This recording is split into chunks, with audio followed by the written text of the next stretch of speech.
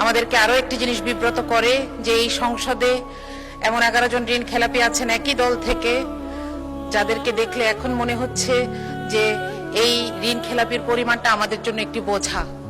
আমি যদি আপনাকে সংখ্যাটি বলি, এই বাজেটে ঋণ খেলাপির আমাদের মোট পরিমাণ 6,44,000 কোটি এবং করের পরিমাণ 6,95,000 কোটি। মাঝে মধ্যে মনে হয় যে এই বছরটা যদি আমরা এই ঋণগুলো ফেরত পেতাম, আমরা অন্তত একটা বছর করবিহীন জীবনযাপন করতে পারতাম। মাননীয় স্পিকার, এই ঋণের এই যে রাজস্ব আদায়ের লক্ষ্য, এটা আদায়ে এনবিআর 30 বার ব্যর্থ হয়েছে। তারপরও আমরা এবার একটি অবাস্তব প্ল্যান এনবিআর এর উপর চাপিয়ে দিয়েছি, যেটার কোনো ইনফ্রাস্ট্রাকচার এনবিআর এর নাই।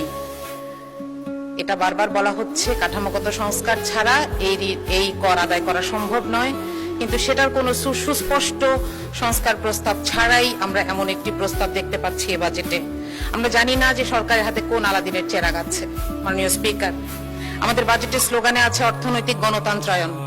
আমি জানি না যে এই কারণেই কিনা বাংলাদেশের সবচাইতে বড় ব্যাংকটিকে এবং সবচাইতে বিখ্যাত সেবামূলক হাসপাতালটিকে খুব দুঃখজনকভাবে একটি বিপর্যয়ের শিকার হতে হচ্ছে।